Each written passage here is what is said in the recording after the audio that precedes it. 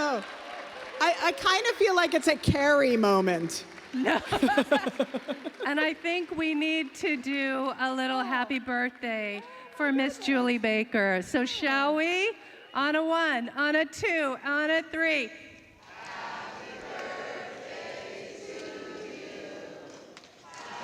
Birthday to you. Happy birthday, Julie Baker. Happy birthday to you.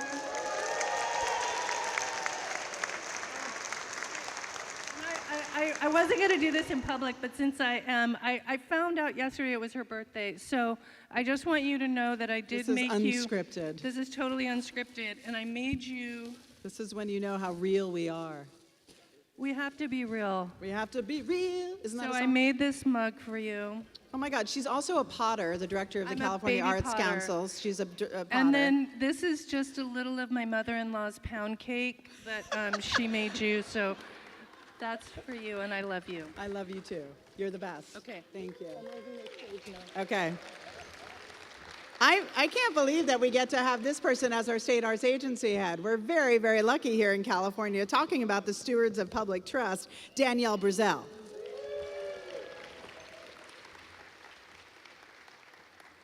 So friends, here we are. And I had a lot of comments at this point, but I'm not going to spend a half an hour of your time doing that because I see a bar.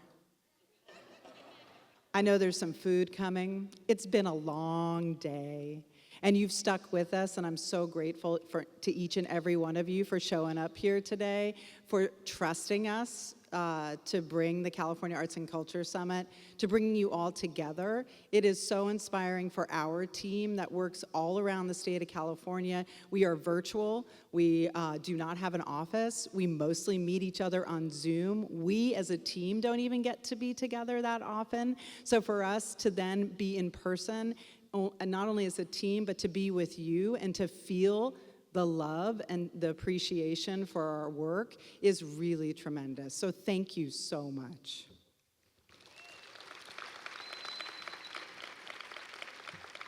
I did have a couple of things. I'm not going to go into all my long speech, but I did have a couple of things that I wanted to talk about in terms of our other programs. And first of all, I just wanted to mention, I think if I'm going off script, they're probably very confused at the slide deck, but Arts Advocacy Day kicks off tomorrow. Yes, you're going to be with us. You heard what they had to say. We have got to show up, right? Bright and early. And this team has to strike tonight, so we're going to be there with you at 9 a.m. with our press conference and rally in Capitol Park, Section 27.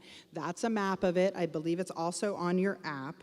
We'll be there starting at 8:30. I believe the Long Beach Arts Council is providing us with coffee tomorrow because our scrappy budget, we couldn't do it. Where's Griselda? Over there, Griselda Suarez from the Long Beach Arts Council. Thank you so much. We know we need caffeinated arts advocates, so thank you.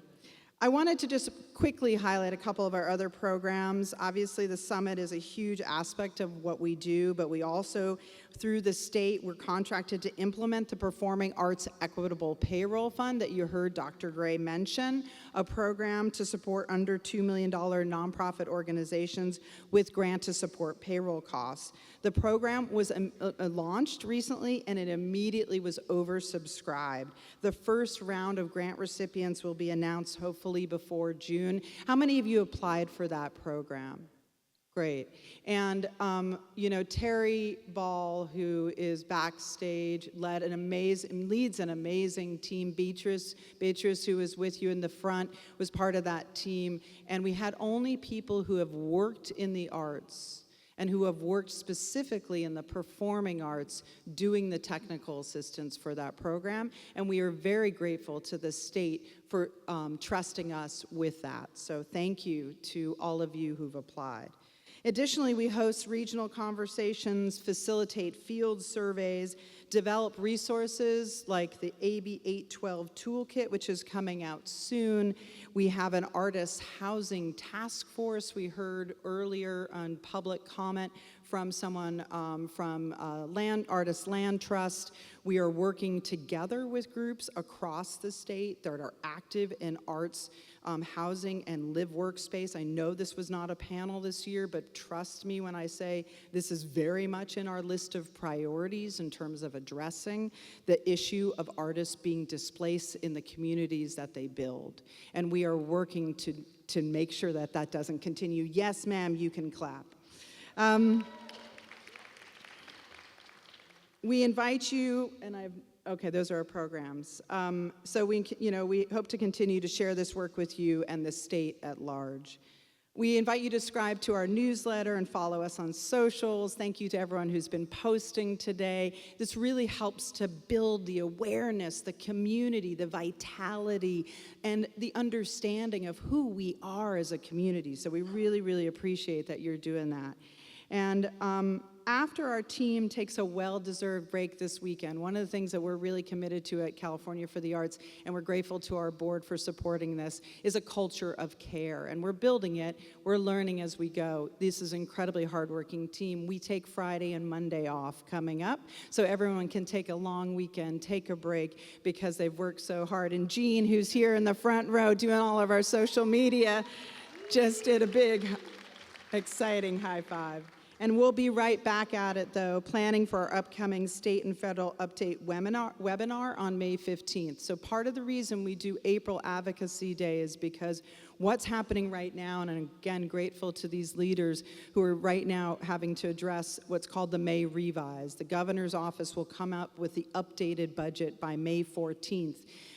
Coming here on Advocacy Day and coming together here and showing them how we are united and we are mobilized says to them that do not forget us when you are talking about the California budget. Remember, we talked about values and priorities and how important it is.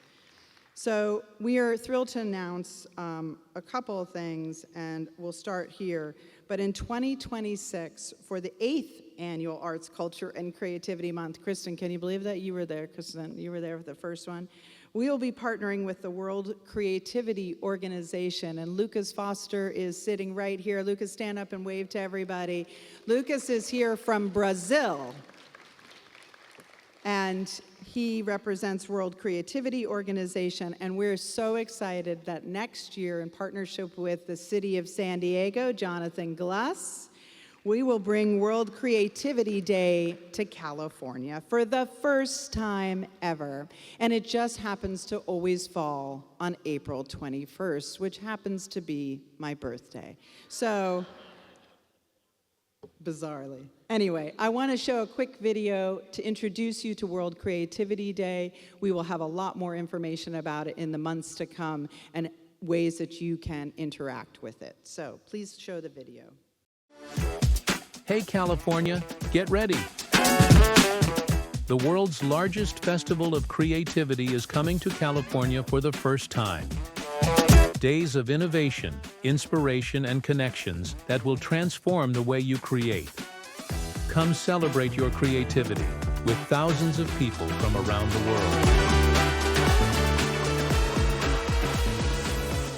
World Creativity Day, now in California.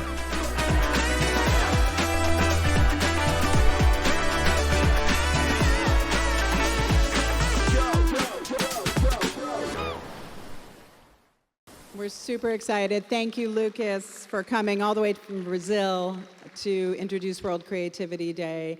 And it will be like Arts, Culture, and Creativity Month. It will be embedded inside of that. And it'll be an opportunity for us to really expand because they have a lot of learnings and teachings and curriculum to build one big day that we can mobilize around the state. And before we go to the drinking and the carousing and the hugging and the celebration, I hope, and the dancing. I need to dance. That's why I put on my soft shoes. I do want to just share some economic impact. If you've heard me speak before, you probably have heard me rattle these numbers, and I may have talked about this earlier, and it will be part of your information tomorrow, but we are a really important and huge sector for California, $289 billion industry, and we are 7.5% of the state's gross domestic product.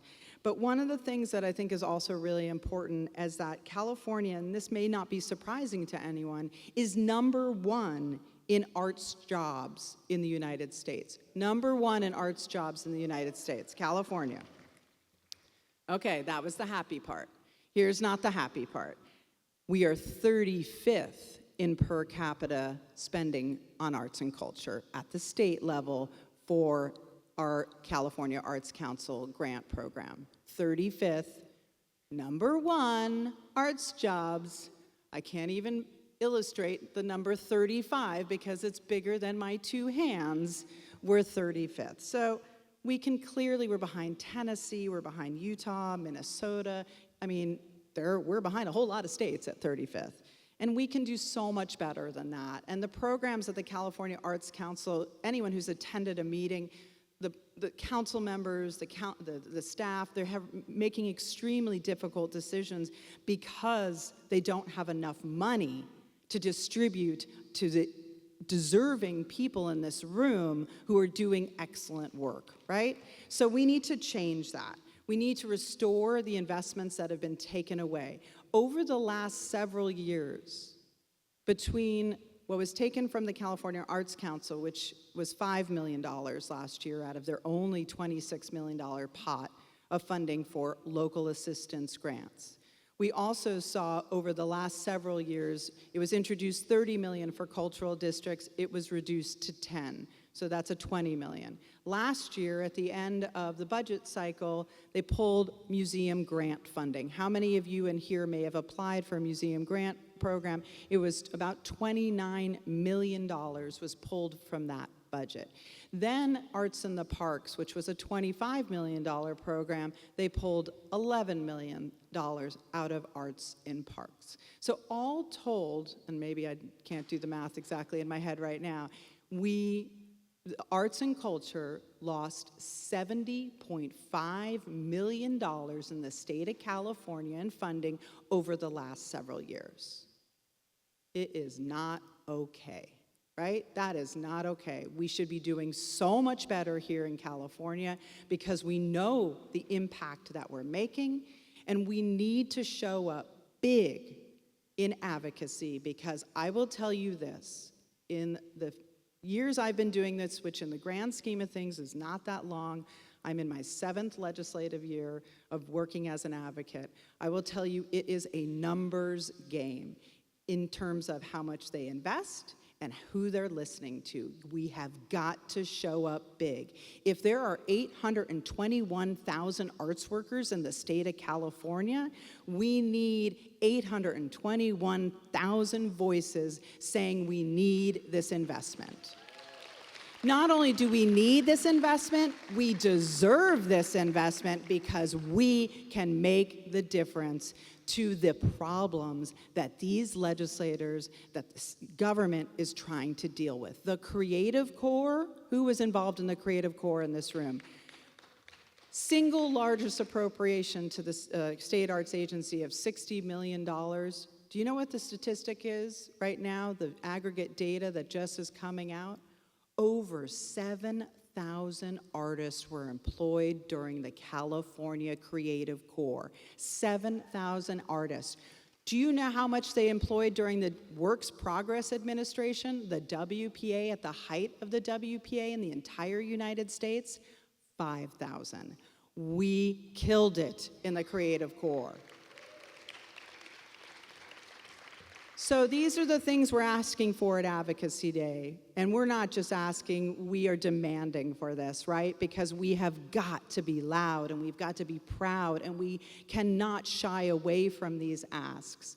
And we've got to mobilize, we've got to build our coalition between the for-profit and the nonprofit sectors of this industry. We've got to work with film and TV because an arts worker goes between film and television to their nonprofit theater, to their after-school program, and everything in between, and paints a mural on the weekend, and they don't see the distinction between what is for-profit and nonprofit and siloed between museums and orchestras and humanities. We are all in this together. Yes?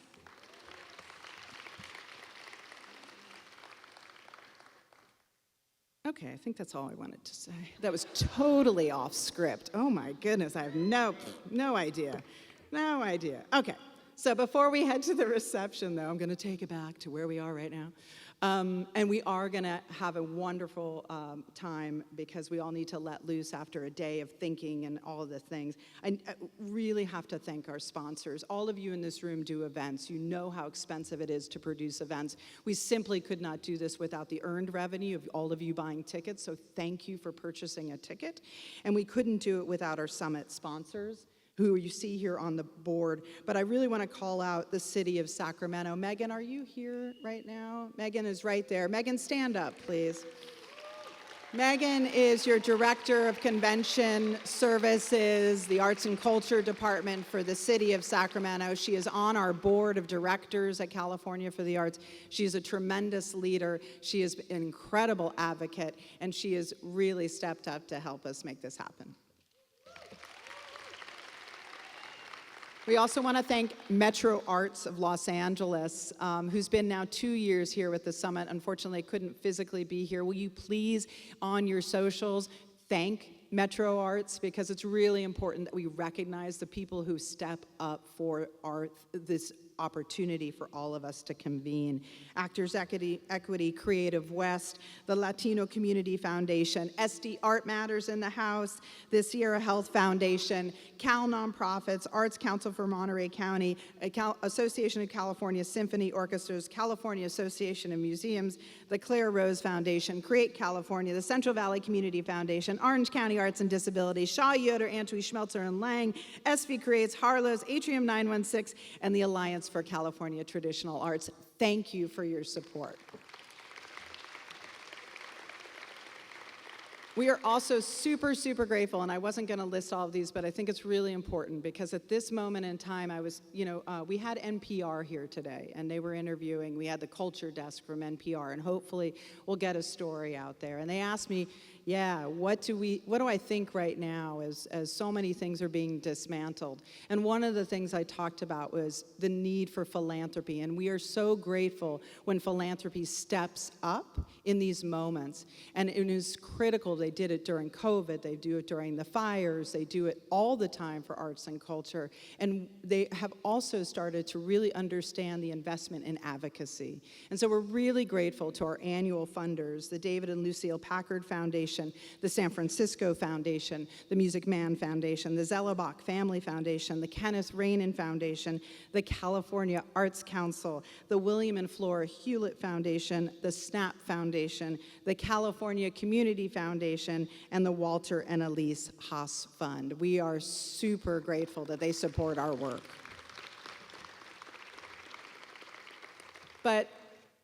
And I will also say what I said to Chloe was two other things, the NPR person, two other things. One is that philanthropy needs to be brave in this moment, right?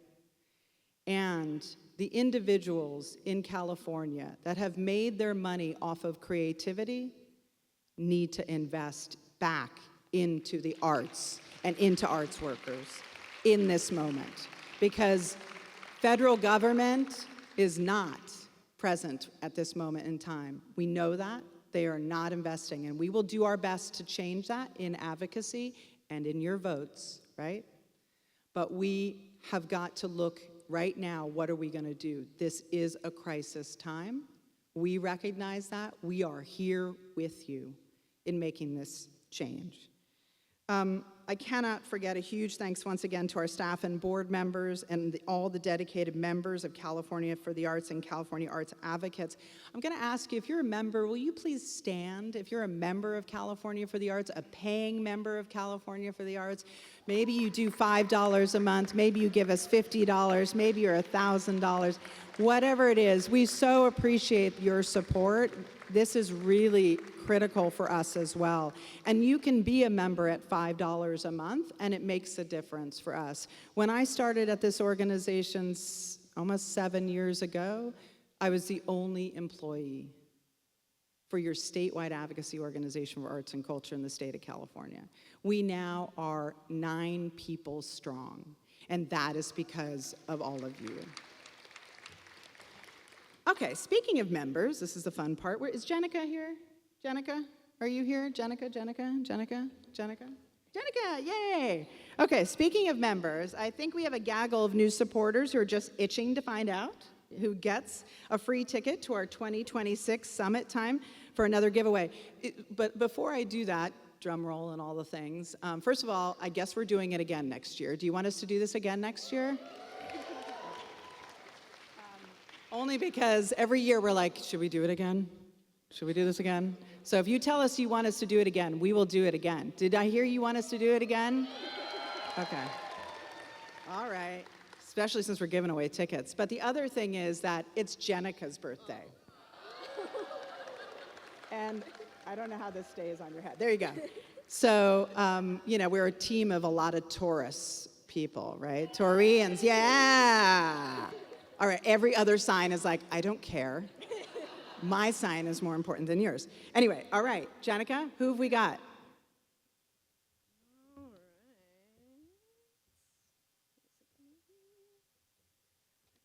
Yes, Taryn Huang. Congratulations. What was the name? Taryn Huang. Karen Wong. Karen Wong, are you here? All right, we'll find you. We'll find Okay, you. yeah, we'll find her. All right, we'll Okay. find you. Thank you, Jenica. And everyone, please wish Jenica a happy birthday.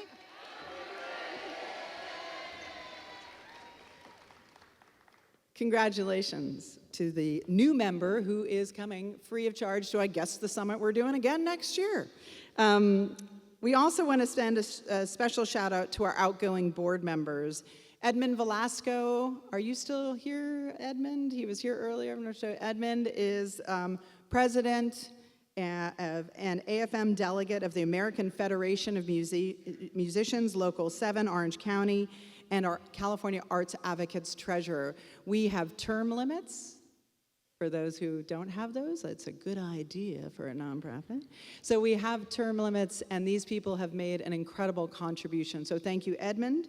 Heather Dunn, partner of DLA Piper, which has given us amazing, thank goodness, pro bono legal services. Have you ever asked your pro bono legal people what they give you in in-kind services? It's a shocking number.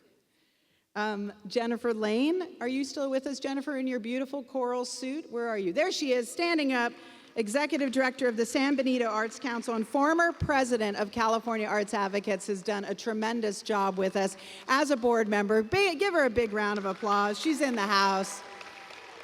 Jennifer, thank you so much. And Leticia Rai Buckley, CEO of La Plaza de Cultura y Artes, who is also one of our former presidents for California for the Arts, is terming off, and we are going to miss all of them so much, but we keep them around on our advisory council, so we don't let them go far.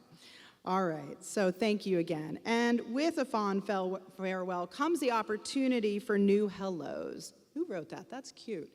Remember, if you are interested in service on our board, and I think we've said this a number of times today, get your application in by May 16th.